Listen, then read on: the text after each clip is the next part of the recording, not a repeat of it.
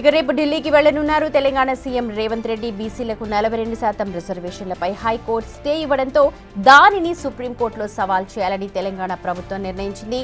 దీనిపై న్యాయ నిపుణులతో చర్చించనున్నారు సీఎం రేవంత్ రెడ్డి.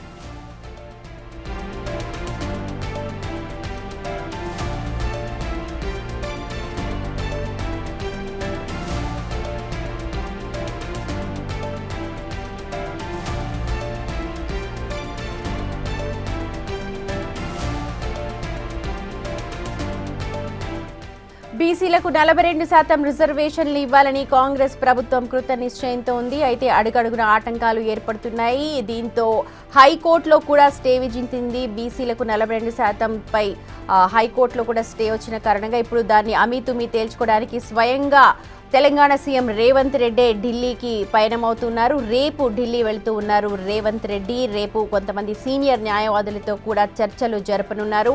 సాధ్యాసాధ్యాలపై కూడా చర్చించే అవకాశం ఉంది.